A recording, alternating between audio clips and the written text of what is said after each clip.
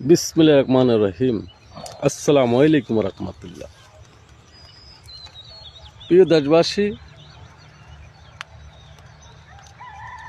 দেবিদ্বারের এক এমপি বলে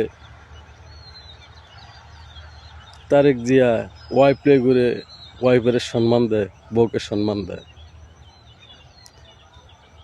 আর হাসনাত আবদুল্লাহ বেটা,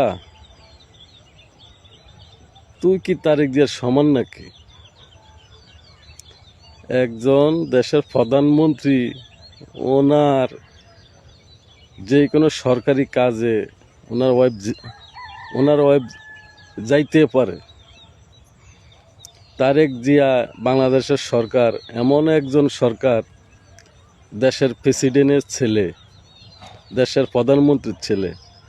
বিশ্বের ভিতরে এমন কোনো লোক আছে যে আপনার একজন প্রধানমন্ত্রীর ছেলে প্রধানমন্ত্রী, একজন প্রেসিডেন্টের ছেলে প্রধানমন্ত্রী?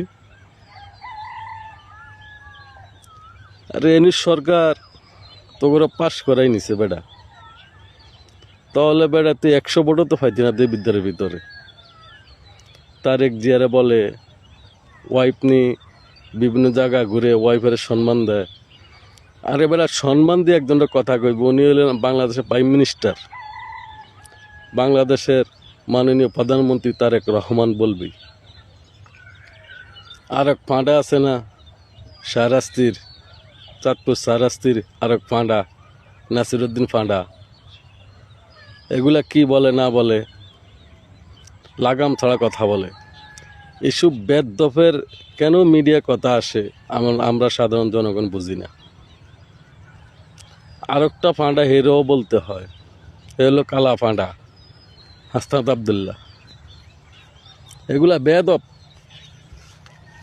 এগুলার কথা কেন মিডিয়া চাপলাই করে, কেমনে এগুলো এমপি হলে আমরা সাধারণ মানুষ জানি না।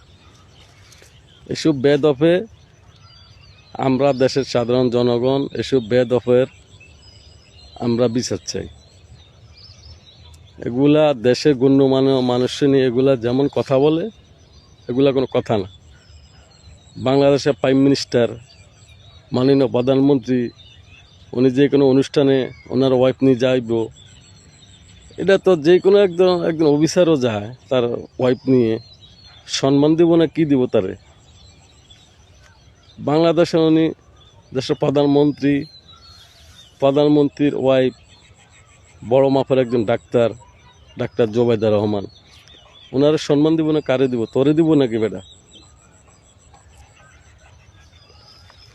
বেটা, দেশের গুরুত্বপূর্ণ লোক যারা, তাদের নিয়ে সুন্দর মতো কথা বলবি দেশে বাঁচতে হলে, থাকতে হইলে। আল্লাহ হাফেজ।